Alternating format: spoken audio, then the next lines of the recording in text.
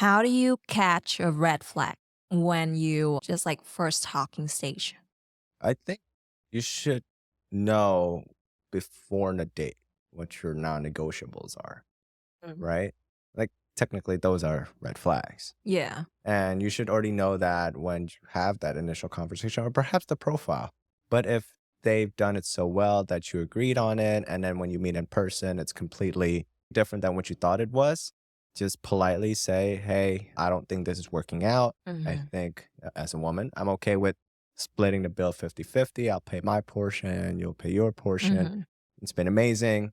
I hope that you find a Yeah. better candidate. Yeah. I read on Reddit a lot of case that women go on dates and ended up not in a good place. So I just want to like emphasize on this care about yourself, care about your safety. If someone wants to meet you on a first date at their house, no, say no, please. You don't know that person. So you don't know what he has in his house and he could lock you up or something. It's Okay. there are a lot of horrible dating stories on Reddit.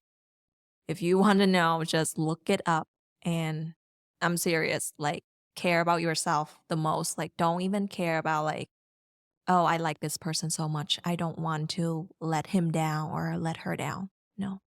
Yeah, for consequently for guys, right? We always want to put in a public Mhm. place, and why do we want to share our address when we don't even know the person? It's like giving a stranger our address Yeah. basically to where we live. But for most like good guys, I recommend going to a place that you know, that you feel kind of that That's because on most your budget.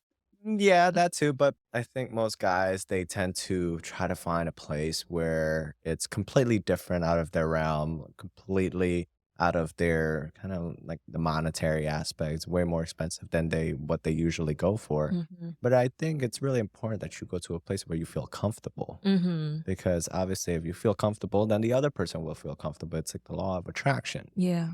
And once you have that, and that's where I took you on the first date. Like I go there almost every other week. Tell them where you took me on a first date. So there's this restaurant called Sky Cafe, and I actually do know the owner, and she's awesome. But it's relatively cheap. It's Indonesian food. I'm Indonesian, so I'm able to pinpoint like what's good and what's not good, or actually everything is really good. Mhm. But It's my first time try Indonesian food on the first date, to be honest, yeah, and so it's so good.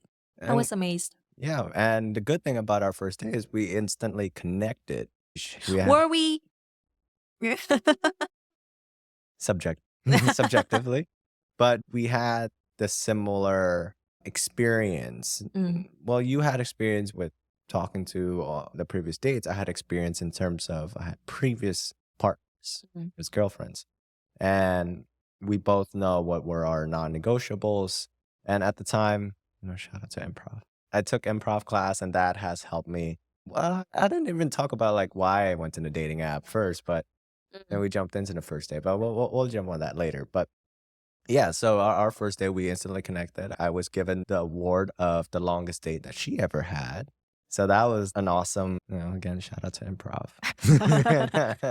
But tell me more about your perspective on our first date.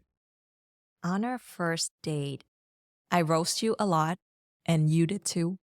Didn't know how that's gonna work out like this, but yeah, Mm, like we roast each other. We instantly like comfortable, being comfortable around each other. Like, mm. Oh, and a lot of girls believe that if you have some kind of butterfly feeling in your stomach when you meet a person on the first date, then it means it's the one. No, it's not. No, it's not true. It's your body telling you you should run. It's your body warning you. That butterfly feeling is not it's not about like he's the one or not.